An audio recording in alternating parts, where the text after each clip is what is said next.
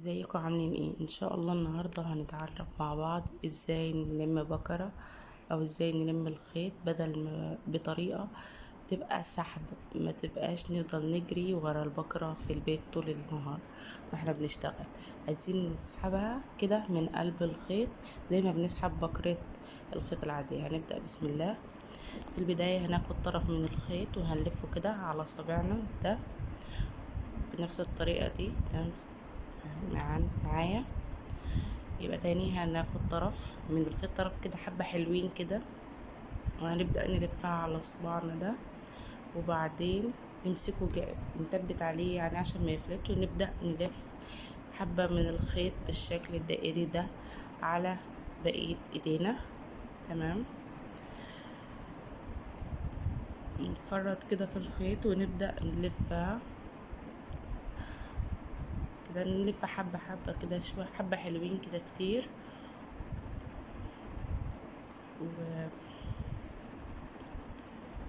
تمام بالشكل ده. وبعدين بنلمهم بايدينا بنفس الشكل اللي واضح في الفيديو كده. بس اهم حاجة ناخد بالنا ان بداية الخيط تبقى بره اللفة اللي احنا هنلفها على بعضها بين صوابعنا. واهم حاجة ان صباعي الابهام يفضل عامل فتحة كده او دايرة او خرم يعني في اللفة، ونبدأ نلف عليهم الخيط، باقي الخيط من الشلة عادي جدا.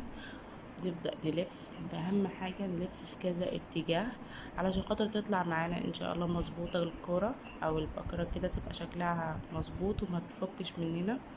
فاحنا هنلف في كذا اتجاه، مش بس اتجاه واحد معين زي ما هو الشكل موضح في الفيديو كده. نبدأ نلف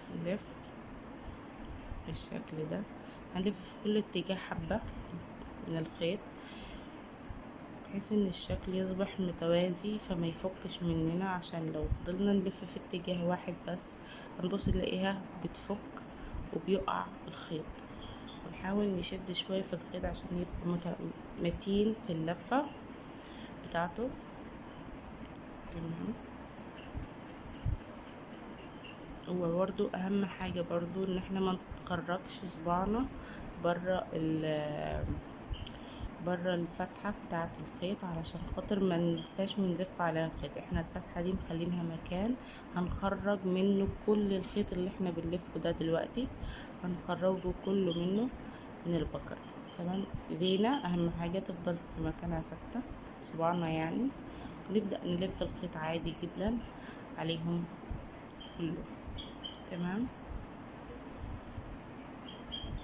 بالشكل ده كده. احنا بعد ما خلصتهم كلهم ما بقيش غير حبة الخيط دول، حبيت اقفلهم معاكم. هنفضل نلفهم برضو بنفس الشكل، وزي ما قلنا ما نلفش في مكان واحد بس، لا نفضل نلف حوالين كل البقرة بحيث ان احنا نعمل شكل البقرة او شكل الكورة.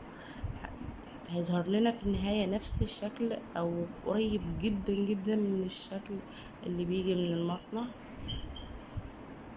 تمام، نفضل نلف كده، نلف حبة كمان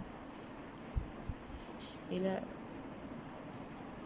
تمام. ودي بيبقى اخر الخيط بنشدها شوية علشان خلاص احنا كده المفروض ان احنا ايه هنقفلها. شايفين انا غلطت هنا ولفيت حبة كتير في نفس المكان، فالنتيجة كانت هي اني فلتوا مني ووقعوا تاني. المكان نفسه هيوضح بعد ما تكبر، هيوضح ان ما ينفعش نلف في نفس المكان، لان كل ما هنلف في نفس المكان الخيط هيتفرتك زي ما ظاهر معايا بالظبط كده في الفيديو في الطريقة. بس الطريقة دي ممتازة جدا، مش هنفضل نجري ورا الخيط تاني في طول ما احنا بنشتغل. انسي الجري ورا الخيط، انسي كل حاجة، ومفيش اي تكلفة هتدفعيها. بس دي طريقة بس سهلة جدا هتساعدك ان الخيط يفضل ثابت قدامك لغاية ما يخلص خالص منك أثناء ما بتشتغلي. مش هتتعبي ولا هتتعبي حد معاكي من البيت وتقولي له تجيب الخيط. تمام، طريقة جميلة وسهلة. بتهيألي مش محتاجة حتى تكلفي نفسك وتجيبي الحامل بتاع البكرة أو الشلة بتاعة الكروشيه. بكل سهولة هي هتفضل ثابتة قدامك، بس تسحبيها كده من قلب الخيط زي ما أنا بسحبها كده. نمسك الطرف اللي احنا مطلعينه وبنسحب، شايفين بكل سهولة يا جماعة، بكل سهولة، ومفيش اي صعوبة في الموضوع، بل بالعكس البقرة هتفضل واقفة بالمنظر ده قدامي ومش هتتحرك لغاية ما اخلص. طريقة ممتازة جدا، اتمنى تعجبكم واتمنى تنفذوها. طريقة سهلة ولذيذة وتستحق التجربة. ان شاء الله اشوفكم في فيديوهات تانية زي كده.